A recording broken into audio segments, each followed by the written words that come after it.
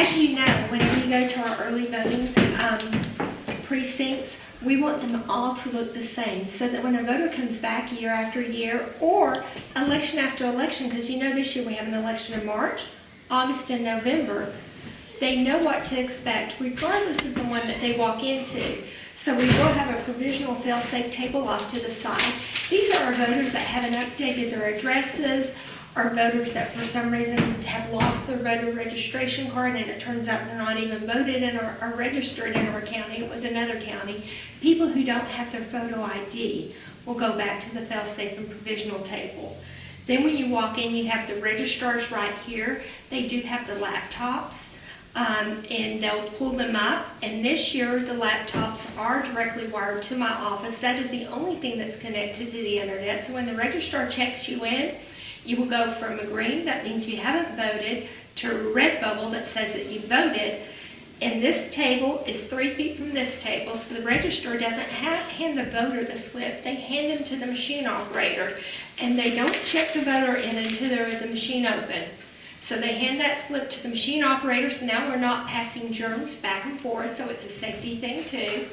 And the machine operator will get the registered voter to sign it, saying it is their ballot, and then they will walk into the voting machines that are not connected to the internet whatsoever. How we know they voted was the poll pads, right?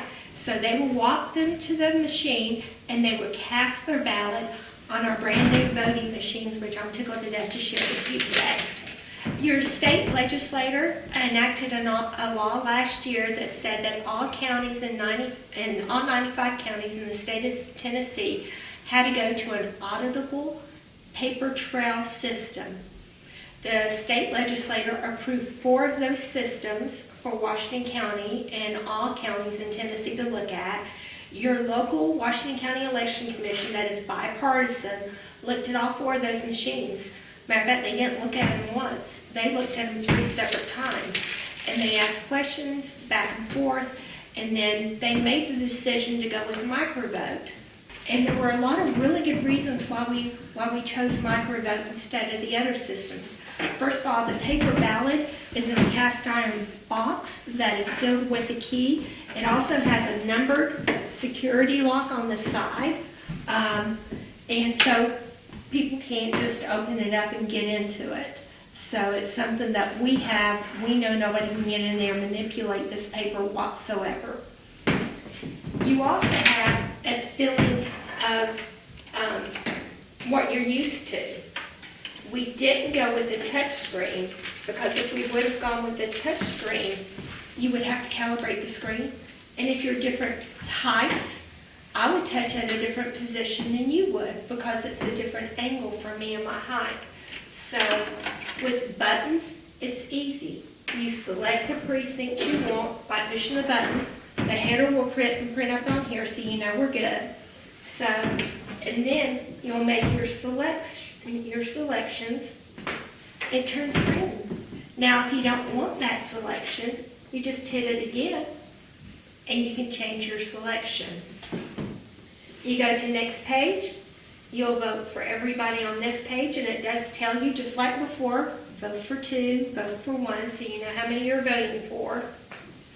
And then when it says verify vote, you get a print out of everyone that you voted for over here, and it's black and white. It's English. So you can come over here, you can read it, you can say, yes, that's who I voted for, yes, yes, yes. If you like it, you're going to cast your vote.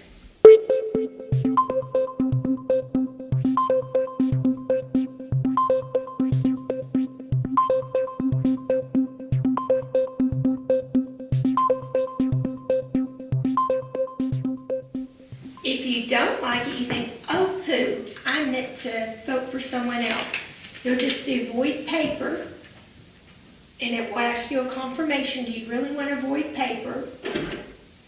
And it says ballot void right here, so we know this ballot will not count now.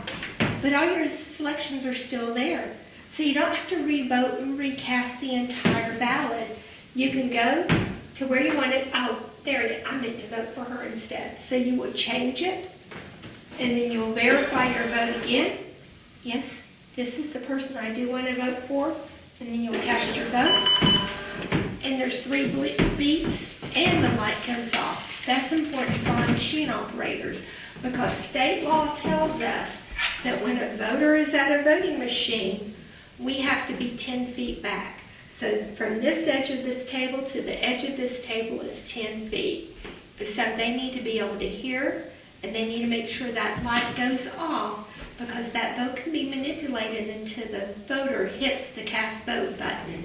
So we're really glad they added the audible tones to that in addition to the light.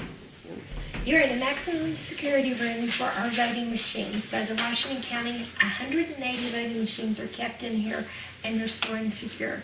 They have a separate combination lock. They also have a deadbolt. It is a metal door and it's brick and block on all 4 sides. So nobody can get in here. You might notice a drop ceiling, but you cannot climb over the walls because it goes all the way up to the roof line. So we're very, very proud of this room.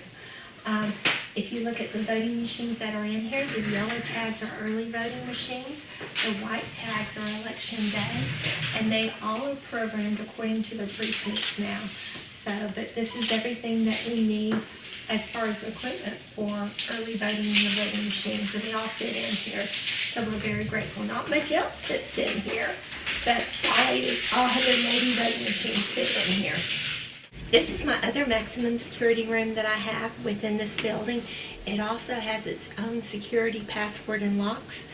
And these are the absentee ballot bags. So when absentee ballots come back to us, we find their precinct.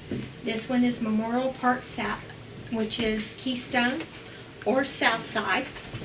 So when that ballot comes in, we will check the signature on the ballot to what we have in Voter Central. We'll make sure the signature matches. When the signature matches, we will take that ballot and we will slide it down in here. And then it stays here until Election Day. Well, just so you know, it's not coming out of this bag until the Election Commission meets because it is double locked, okay?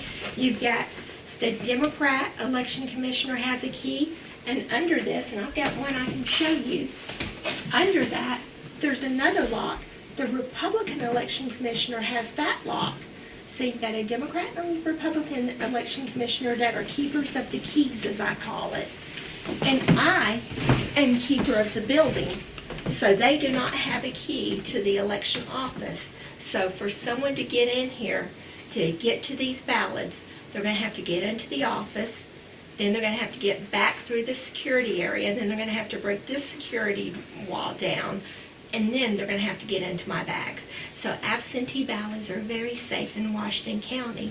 And there's a video camera on them. So every night before I go to sleep, I check and I make sure everything's okay with our absentee ballots. So they are under video surveillance too. So if somebody does any tomfoolery, I will have them on camera.